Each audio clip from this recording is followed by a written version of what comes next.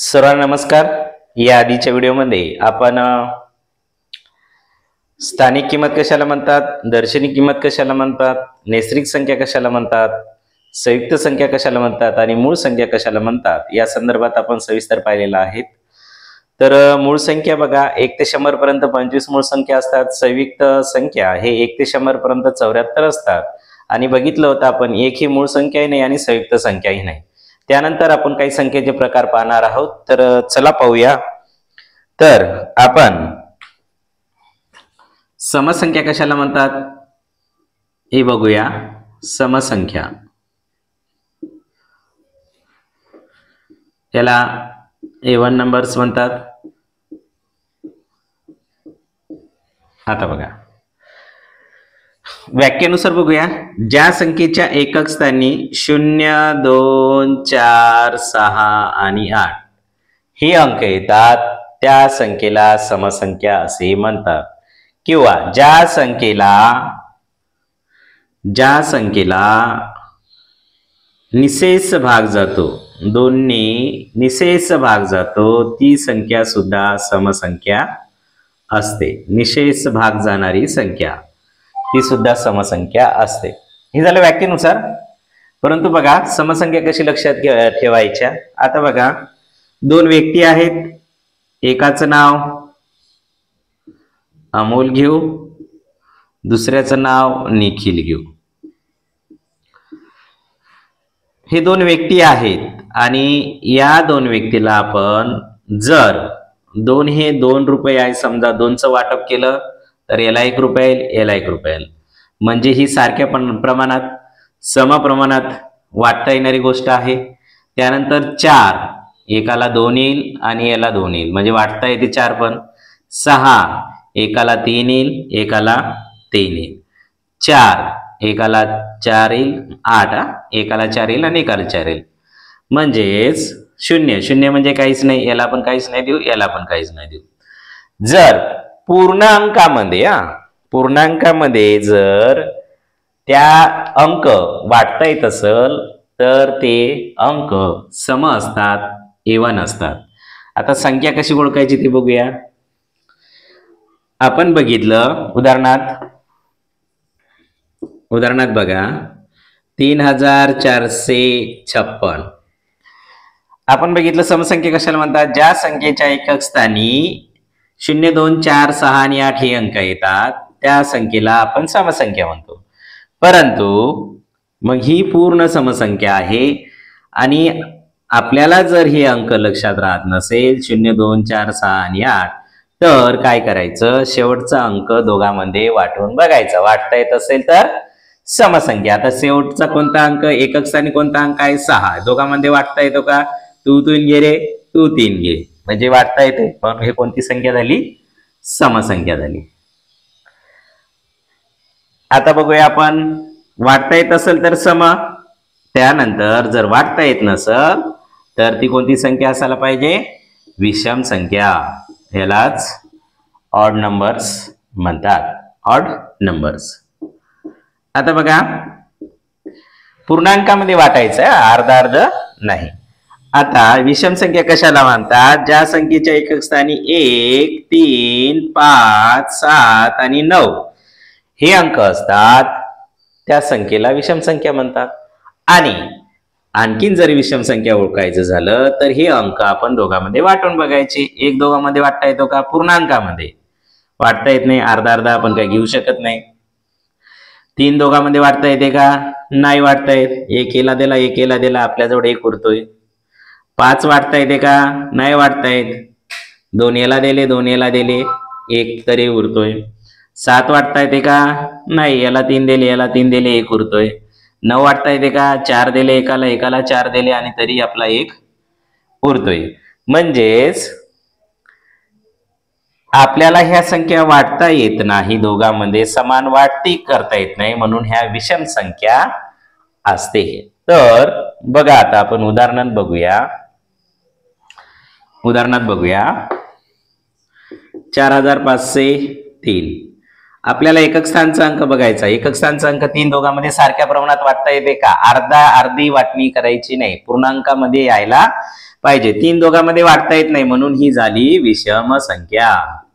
आणि आपल्या नियमानुसार ज्या संख्येच्या एकक स्थानी 1, 3, 5, 7 आणि 9 असते ती सुद्धा विषम संख्या असते. तर आता एक आणखीन उदाहरण घेऊया.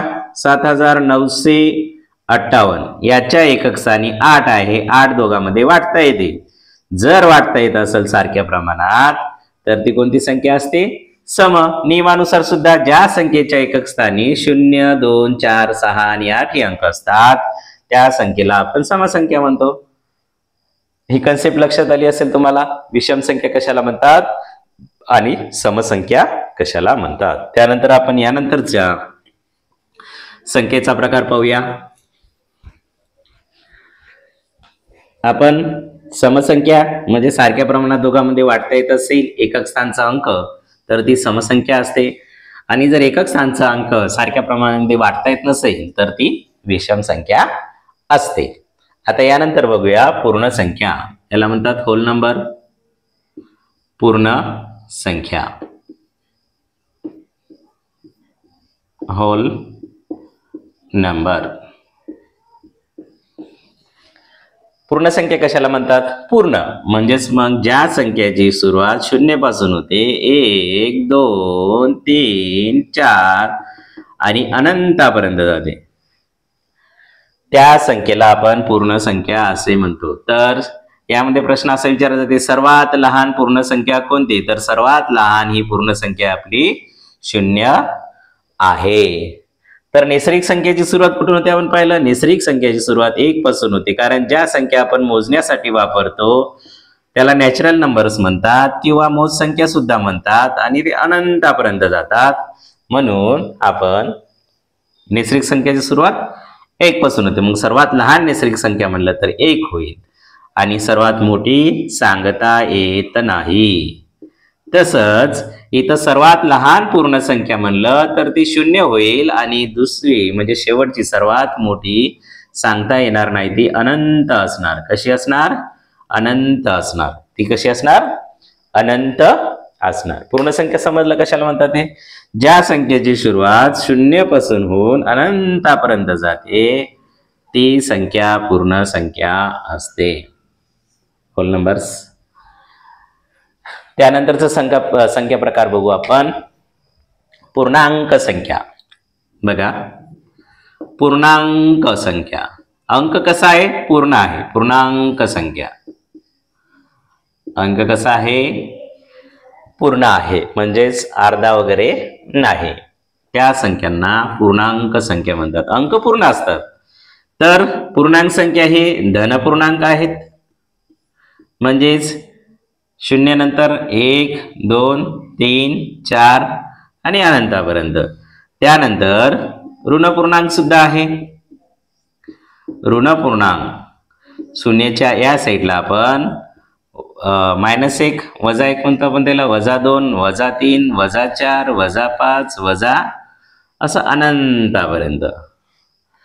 तर इथे सर्वात मोठी, इकडे लक्ष द्या, सर्वात मोठी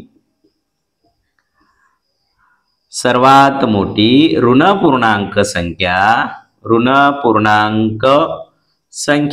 सर्वात मोठी ऋणपूर्णांक संख्या ही -1 आहे आणि सर्वात लहान सांगता येत नाही. हे इथे लक्षात घ्यायचं. सर्वात मोठी ऋणपूर्णांक संख्या ही -1 आहे आणि सर्वात लहान आपल्याला सांगता येत नाही. पूर्णांक संख्या समजलं. अंक पूर्ण असते आणि त्यामध्ये ऋणपूर्णांक असते आणि धनपूर्णांक असते. यानंतर पाहूया आपण. यानंतर परिमेय संख्या कशाला म्हणतात? परिमेय संख्या. परिमेय संख्या कशाला म्हणतात? परिमेय संख्या बघा, ज्या पूर्णांक संख्या आपण बघितलं ऋणपूर्णांक धनपूर्णांक, ज्या पूर्णांक संख्या p भागीला q परंतु q बरोबर 0 नाही अशा स्वरूपात मांडता येत असेल तर त्या परिमेय संख्या असतात. म्हणजेच आपल्या पूर्णांक संख्या कशा स्वरूपात मांडायची आपल्याला? P भागिला Q, परंतु Q बरोबर 0 नाही. आता उदाहरणात बघा, आपण इथे P1 घेतला आणि Q2 घेतला तर ही झाली आपली परिमेय संख्या. परंतु इथं आता बघा, आपण ही इथं जर आपण 0 घेतला तर ही परिमेय संख्या होणार नाही. म्हणजेच Q बरोबर आपल्याला 0 घ्यायचा नाही. तर मग हे पूर्णांक संख्या आपण बघितल्या, ऋण असू शकते, धन असू शकते. मग ज्या पूर्णांक संख्या ते ऋण असेल किंवा धन असेल ते P भागिला Q, परंतु Q बरोबर 0 नाही अशा स्वरूपात जर मांडता येत असेल तर त्या परिमेय संख्या होईल. उदाहरणार्थ बघूया. आता बघा, उदाहरणार्थ P बरोबर आपण 2 घेऊया आणि Q बरोबर 9 घेऊया. ही झाली आपली परिमेय संख्या. P बरोबर 7 घेऊया आणि Q बरोबर 8 घेऊया. ही पण आपली झाली परिमेय संख्या. परंतु जर मी 7 भागिला 0 लिहिलं तर ही परिमेय संख्या होणार नाही. कारण परिमेय संख्या घेण्यासाठी पूर्णांक संख्या ऋण पूर्णांक असेल, धन पूर्णांक असेल, त्या Qच्या ठिकाणी आपल्याला 0 मांडता येणार नाही. आलं लक्षात? ही झालं परिमेय संख्या. परिमेय संख्येची व्याख्या समजली असेल आपल्याला.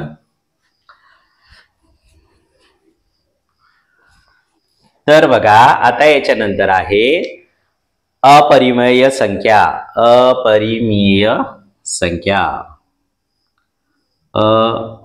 अपरिमेय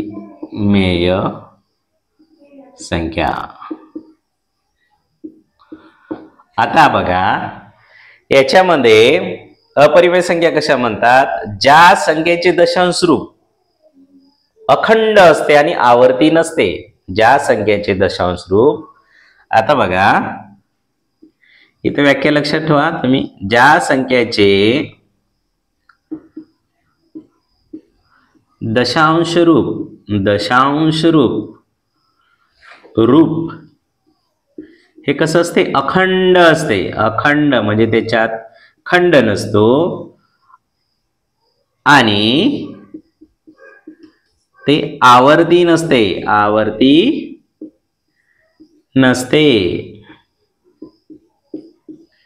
उदाहरणात बघूया आपण. ज्या संख्यांचे दशांश रूप अखंड असते परंतु आवर्ती नसते त्या संख्यांना अपरिमेय संख्या असे म्हणतात. उदाहरणात बघूया. वर्गमुळात जर आपण 2 घेतलं त्याचं वर्गमूळ निघते 1.14421356 असं अखंड होत जाते. म्हणजे इथं कुठेही खंड होत नाही किंवा कुठेही येथे थांबत नाही आणि आवर्ती नसते. म्हणजे आवर्ती सुद्धा नसते. म्हणजेच वारंवार एखादी संख्या येणे तसं पण नसते आणि ते अखंड असते. म्हणून त्या संख्यांना अपरिमेय संख्या असे म्हणतात. आणि अपरिमेय संख्या अशा असतात. आता बघा, वर्गमुळात 3 याचं वर्ग निघत नाही. ज्या संख्येचं वर्गमूळ निघत नाही ना त्या सर्व संख्या अपरिमेय संख्या असतात. 5चा वर्ग निघतो का रे? वर्गमूळ नाही निघत. मग हेच पण या सर्व ह्या संख्याचं दशांश रूप म्हणजे दशांश चिन्हानंतरचं हे जे रूप आहे ते कसं असते? अखंड असते, आवर्ती नसते. म्हणजे वारंवार येत नाही ते अंक आणि अखंड असं असते, त्याच्यात खंड पडत नाही. तर त्या संख्यांना अपरिमेय संख्या असे म्हणतात. आणि हे जे पूर्ण वर्ग नसलेल्या संख्या म्हणजे ज्या संख्येचा पूर्ण वर्ग नसतो त्या संख्या सर्व संख्या अपरिमेय संख्या असते. ज्या संख्याचं वर्गमूळ काढता येत नाही. आता समजा वर्गमुळात 4 असेल तर याचा वर्ग 2 निघतो. मग इथं दशांश चिन्ह वगैरे येतच नाही. म्हणजेच ही 4 ही पूर्ण वर्ग म्हणजे वर्गमूळ पूर्ण वर्ग संख्या ज्या असतात ना त्या संख्या अपरिमेय संख्या नसतात. तर ज्या संख्येचं वर्गमूळ काढता येत नाही आणि त्या संख्या अपरिमेय संख्या असतात. इथं तुम्हाला समजलं असेल.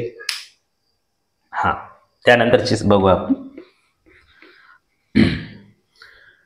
दशांश रूप अखंड असते आणि आवर्ती नसते, म्हणजेच आवर्तने आलेले नसतात वारंवार असं, तर त्या अपरिमेय संख्या असतात. आता बघा आपण त्यानंतरची संख्या बघूया आपण. त्रिकोणी संख्या. त्रिकोणी संख्या. त्रिकोणी संख्या कशाला म्हणतात? ज्या नैसर्गिक संख्या क्रमाने येते आणि क्रमाने येऊन त्यांच्या गुणाकाराच्या निमपटीस आपण त्रिकोणी संख्या असे म्हणतो. बघा आता नैसर्गिक संख्या आहेत. आता बघा 1 आणि 2 ह्या ज्या नैसर्गिक संख्या आहे क्रमाने आलेल्या आहेत 1 आणि 2, आणि त्याची जर आपण निमपट केली म्हणजे त्याला भागिले 2 केले तर जी मिळणारी संख्या असते ती कोणती संख्या असते? त्रिकोणी संख्या असते. तर बघा मग 1 ही त्रिकोणी संख्या आहे. त्यानंतर 1 2 झाला. आता 2 आणि 3 घेऊया भागीला 2. नैसर्गिक संख्येच्या क्रमाने येणाऱ्या नैसर्गिक संख्येच्या गुणाकारास त्याची जर निमपट केली म्हणजे त्याची अर्धी केली तर जी संख्या मिळते ती कोणती संख्या असते? त्रिकोणी संख्या असते. इथं पण 2 2 कट झालं. दुसरी त्रिकोणी संख्या आपली 3 आली. आता बघा 3 गुणिला 4 भागीला 2 बेकवे बेदोनी 4 म्हणजे तिसरी त्रिकोणी संख्या आपली 6 आली. आता बघा 4 गुणिला 5 भागीला 2 बेकवे बेदोनी 4, त्यानंतरची आपली त्रिकोणी संख्या 10 आली. म्हणजेच क्रमाने येणाऱ्या नैसर्गिक संख्या घेऊन त्यांचा गुणाकार करून त्यांच्या निमपटीस त्रिकोणी संख्या म्हणता येईल. लक्षात म्हणजे नैसर्गिक संख्या आपल्याला क्रमाने घ्यायच्या आहे आणि त्याच्या गुणाकार करायचा आहे आणि त्याची निमपट करायची आहे. त्या आपल्या असणार आहे त्रिकोणी संख्या. त्यानंतर चौरस संख्या. चौरस संख्या कशाला म्हणतात? चौरस संख्या. चौरस संख्या. चौरस संख्या बघा पूर्ण वर्ग असणाऱ्या संख्यांना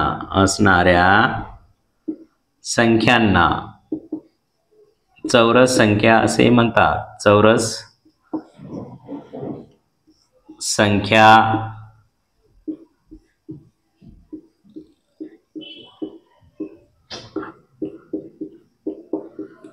पूर्ण वर्ग असलेल्या संख्यांना चौरस संख्या असे म्हणतात. म्हणजेच 1 4 2चा वर्ग आहे. त्यानंतर 9 16 25 ह्या झाल्या आपल्या ह्या चौकोनी संख्या म्हणजे चौरस संख्या आहेत. या सर्व संख्यांना चौरस संख्या असे म्हणतात. आता त्यानंतर 5 5 25, त्यानंतर 6 6 36, 7 7 49, 8 8 64, 9 9 81, 10 10 100, 10 10 100. अशा प्रकारे या ज्या सर्व संख्या झाल्या ह्या आपल्या चौरस संख्या झाल्या. लक्षात. त्यानंतर आपण बघूया. यानंतर आपली आहे आपण ज्यावेळेस मूळ संख्या शिकलो होतो त्यामध्ये आपण एक आपला कन्सेप्ट राहिली होती. जोड मूळ संख्या कशाला म्हणतात? जोड मूळ संख्या. याचा अर्थ काय होतो? जोड म्हणजे काय? जोडून आलेल्या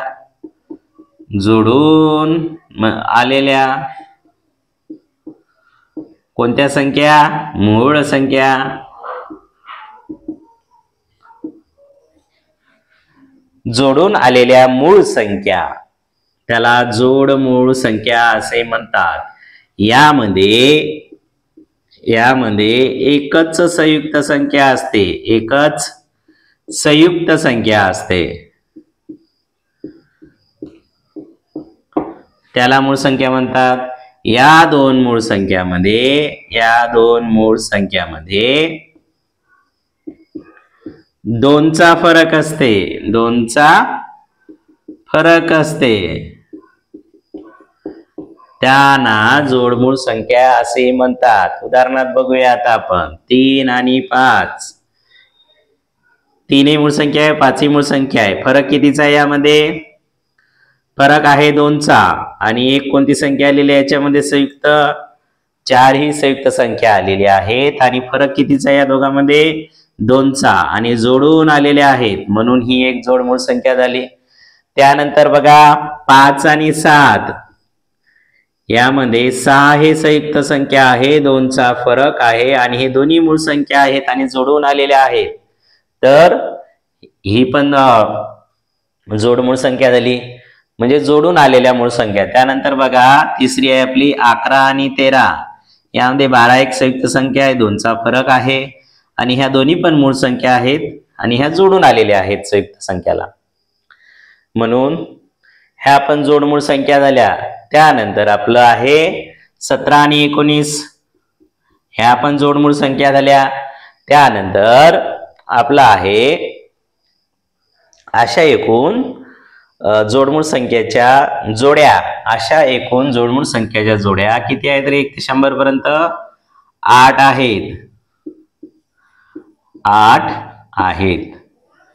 जोडमूळ संख्येच्या एकूण जोड्या 100 पर्यंत 8 आहे. 17 आणि 19 झाला. त्यानंतर किती झाले आपले? 1 2 3 4. त्यानंतर आपला झालं 29 आणि 31. त्यानंतर 41 आणि 43. हे पण जोडमूळ संख्या झाल्यात. आणि त्यानंतर आपलं येईल 59 आणि 61. 1 2 3 4 5 6 7. आणि याच्यानंतर आपली एक जोडमूळ संख्या राहिली, ती आहे 71 आणि 73. तर अशा एकूण जोडमूळ संख्येच्या 8 जोड्या आहेत. जोडमूळ संख्या कशाला म्हणायचं? जोडून आलेल्या मूळ संख्या आणि यामध्ये एकच संयुक्त संख्या असते, यामध्ये या मूळ संख्यामध्ये 2चा फरक असतो. तर अशा एकूण 1 ते 100 पर्यंत 8 जोडमूळ संख्या आहे. 3 आणि 5 ही एक झाली जोडी, 5 आणि 7 ही झाली, 11 आणि 13 ही झाली, 17 आणि 19 ही झाली, 29 आणि 31 ही झाली, 41 आणि 43 ही झाली, 59 आणि 61 ही झाली आणि 71 आणि 73 ही एक जोडी झाली. याला म्हणतात जोडमूळ संख्या, जोडून आलेल्या मूळ संख्या. अशा एकूण 1 ते 100 पर्यंत 8 आहे. तुम्ही स्क्रीनशॉट काढून घेत जा.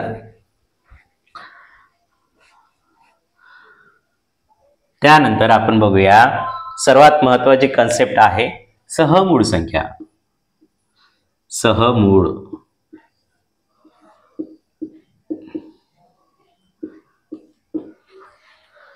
जोडून आलेल्या मूळ संख्या आपण जोडमूळ संख्या पाहिला. सहमूळ संख्या. सहमूळ. सह इथं लक्षात ठेवायचं सामायिक अवयव. सामायिक अवयव एक असतो. ती मूळ संख्या असायलाच पाहिजे असं नाही. ज्या दोन संख्याचा सामायिक अवयव एक असतो त्या असतात सहमूळ संख्या. उदाहरणार्थ बघूया आपण एक कुठलंही उदाहरण घेऊया आपण. 25 आणि 26. तर बघा या दोन्ही संख्येचा सामायिक अवयव म्हणजे सारखा अवयव पाडून बघूया आपण. 25 चे अवयव, त्यानंतर 26 चे अवयव. चला 1 नी भाग जातो. त्यानंतर 2 नी नाही, 3 नी नाही, 4 नी नाही, 5 5 25 आणि 25 1 25 हे अवयव पाडले. इथं 1 नी 1 अवयव झाला. इथं 2 नी जातो ना, 1 2 बेत्रिक 6, 2 3 नी जातो का? 26 ला नाही, 4 नाही, 5 नाही, 6 नाही, 7 नाही, 8 नाही, 9 नाही, 10 नाही, 11 नाही, 12 नाही, 13 आणि 26 असे आपण अवयव पाडले. तर बघा या दोनाचाही सामायिक अवयव म्हणजे सारखा अवयव तुम्हाला काय दिसत आहे? फक्त एक दिसत आहेत. म्हणून ह्या जरी मूळ संख्या नसल्या तरी ह्या सहमूळ संख्या आहेत. म्हणून कारण यांचा सामायिक अवयव एक आहे ज्या दोन संख्यांचा सामायिक अवयव एक असतो त्या समूळ संख्या असतात आणि नैसर्गिक संख्या ज्या क्रमाने येतात क्रमागत येतात त्या संख्येचा सामायिक अवयव हा एकच असतो, म्हणून क्रमाने येणाऱ्या नैसर्गिक संख्या ह्या समूळ संख्या असतात। हे कन्सेप्ट क्लिअर झाली असेल तुमची। चला त्यानंतर बघूया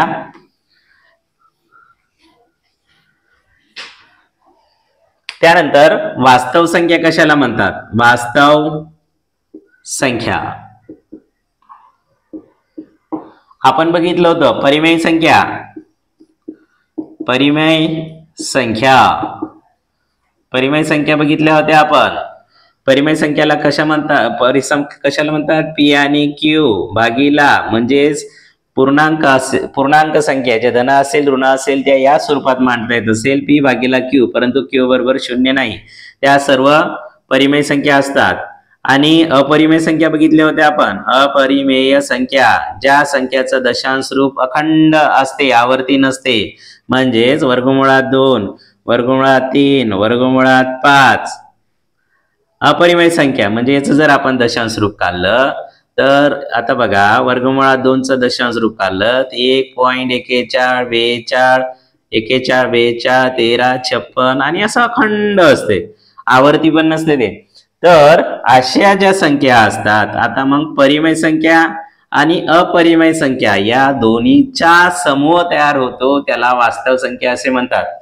या दोन्हीचा समूह जेव्हा तयार होतो, परिमेय संख्याचा समूह आणि अपरिमेय संख्याचा समूह, त्या दोन्हीच्या समूहाला आपण वास्तव संख्या म्हणतो। अशा प्रकारे आपण संख्याचे सर्व प्रकार पाहिलेले असेल आणि यानंतर आपण या सर्व प्रकारावर काही उदाहरणे घेणार आहोत आणि आपल्या कन्सेप्ट अधिक क्लिअर करणार आहोत। काही समजलं नसेल तर तुम्ही मला कमेंट करू शकता किंवा माझा मोबाईल नंबर आहे 7887716145 यावर कॉल सुद्धा करू शकता आणि तुमचे जे अडचण असेल या व्हॉट्सअप नंबरवर मला विचारू शकता। माझा नंबर आहे बघा 7887716145। नाव सिद्धार्थ सर।